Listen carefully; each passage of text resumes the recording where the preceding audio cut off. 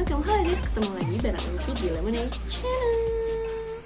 Berhubung masih suasana lebaran, aku mau ngucapin ke kalian minal aizin wal faizin. Aku mohon maaf sebesar-besarnya kalau misalkan aku ada salah, baik itu disengaja maupun enggak, buat kalian yang aku kenal maupun yang belum aku kenal. Untuk video pertama setelah lebaran ini, aku bakal buat segmen Let's Talking About lagi. Dan kali ini temanya adalah Toxic Positivity. Tanpa lama lagi, langsung aja moving to the video.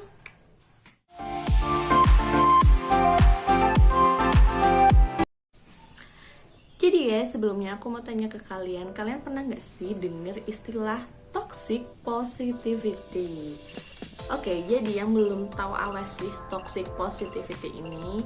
Toxic positivity ini adalah kondisi di mana orang itu terlalu positif dalam menanggapi masalah.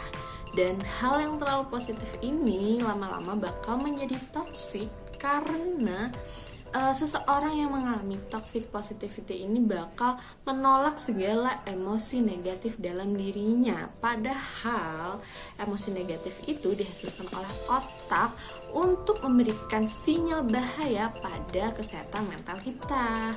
Dan orang yang mengidap toxic positivity ini sering banget dia itu gak realistis dalam mengungkapkan emosinya. Jadi dia itu sering banget berpura baik-baik saja.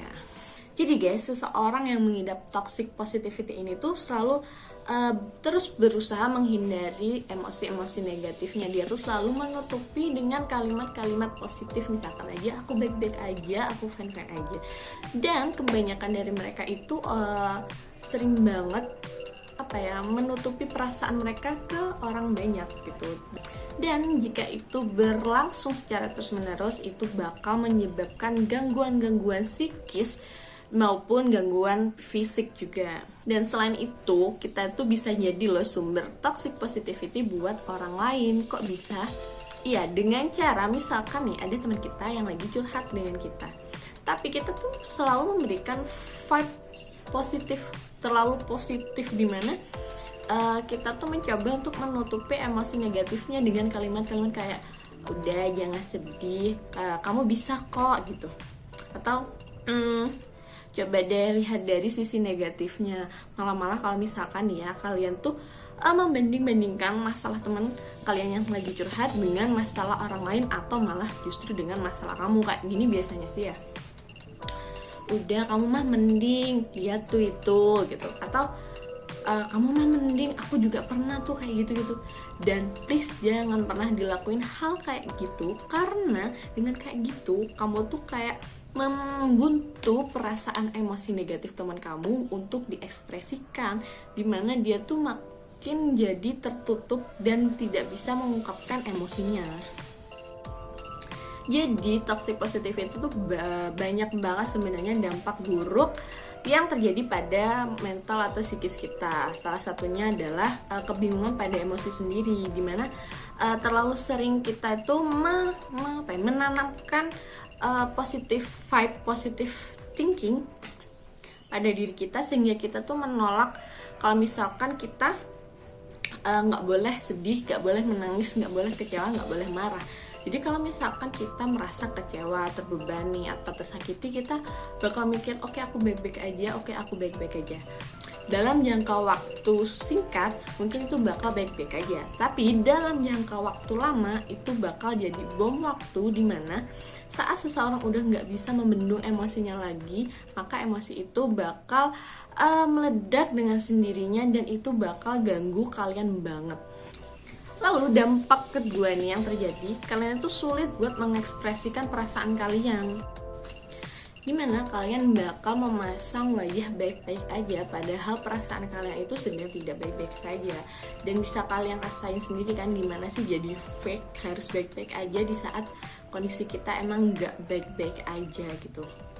Dan kalau sampai hal tersebut terjadi, bisa-bisa kalian itu harus mendapat penanganan secara profesional dari psikolog atau psikiater. Tahu nggak sih bedanya psikiater sama psikolog? Oke, jadi ke sepengetahuan aku setelah aku baca-baca, psikiater itu adalah dimana dia tuh pada pendidikan S1-nya dia tuh adalah dokter, dan dia itu mengambil spesialis psikologis gitu. Jadi biasanya psikiater itu ditandai dengan gelarnya tuh DR siapa, dan belakangnya itu bakal ada spesialis psikologis gitu. Kalau sedangkan psikolog itu pada jenjang pendidikan S1-nya dia itu langsung ke psikologi. Jadi psikolog itu seseorang yang memahami tentang ilmu psikologis, sedangkan psikiater itu adalah dokter psikolog gitu.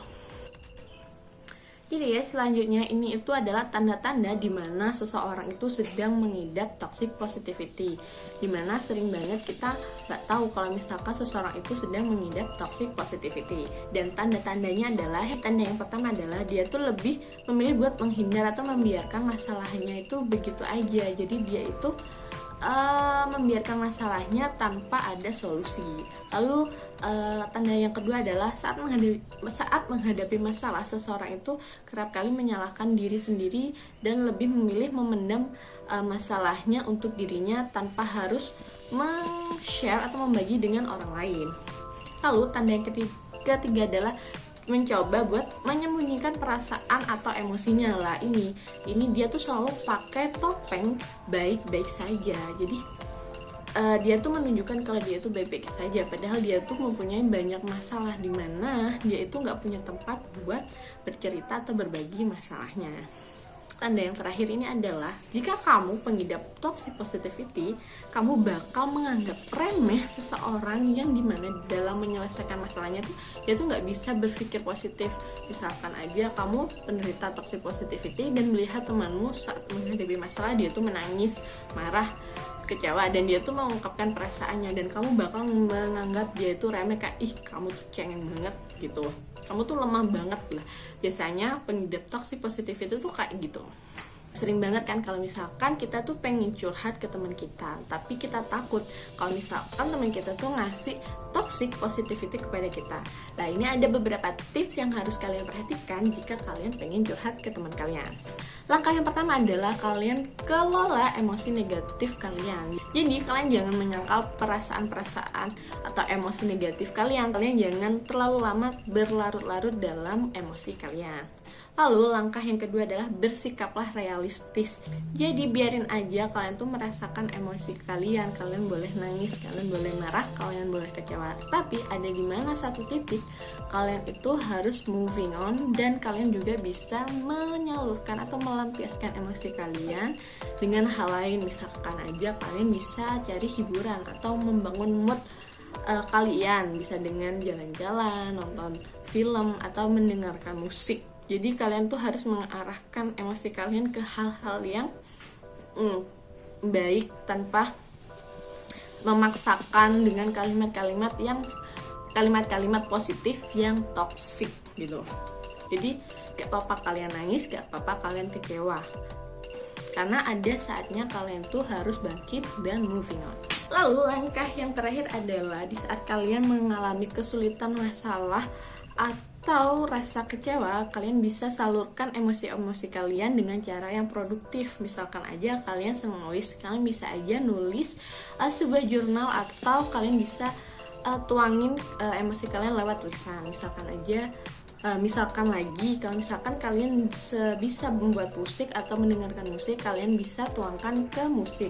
Jadi kalian tuangkan emosi kalian ke hal-hal yang membuat kalian jadi produktif. Jadi guys, ada saatnya kita itu mengalami suatu masalah atau perasaan yang membuat kita itu nggak nyaman. Dan ada juga waktunya kita itu menjadi pendengar untuk mereka yang sedang bermasalah. Lah di sini tuh kebanyakan dari kita tuh nggak sadar kalau apa yang kita ucapkan atau apa yang kita kasihkan ke teman kita yang sedang curhat itu adalah toxic positivity. Kalau misalkan ada nih teman kita lagi curhat atau lagi cerita tentang masalahnya, lebih baik kita berempati kepadanya dengan cara kita memposisikan diri kita itu sebagai teman kita. Dan kita kalau misalkan teman kita tidak membutuhkan saran dari kita, lebih baik kita hanya mendengarkan aja. atau berempati dengan mengucapkan kata-kata seperti aduh, aku juga tuh sedih ya dengar ceritanya, wajar sih kamu emosi, wajar kamu kecewa. Ada titik dimana teman kalian memang membutuhkan solusi dari masalahnya kepada kalian lah. Di sini kalian juga harus memposisikan kalian sebagai teman kalian tanpa harus menggurui atau menjudge masalah yang mereka alami.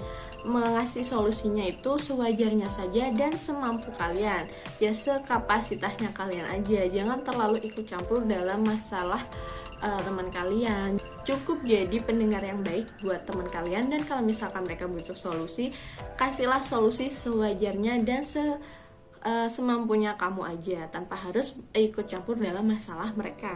Oleh karena itu, harusnya kita tuh berempati kepada mereka yang sedang bermasalah. Karena di saat kita dalam masalah pun, kita juga membutuhkan orang yang bisa berempati kepada kita. Oke guys, itu tadi pembahasan aku tentang toxic positivity. Dan kalau misalkan kalian punya pendapat sendiri tentang toxic positivity, kalian bisa aja tulis di kolom komentar. Dan kalau kalian punya ide buat konten aku ke depannya, silahkan aja kalian tulis di kolom komentar juga. Dan kalian juga bisa DM aku di IG ataupun di Twitter. Itu tadi video aku buat hari ini. Jangan lupa subscribe channelku, like, and share video ini. Dan kalian harus tetap patuhi protokol kesehatan, selalu jaga kesehatan, dan selalu pakai masker di luar rumah. Dan sekali lagi, minal aizin wal faizin buat kalian semua. Stay happy, stay healthy.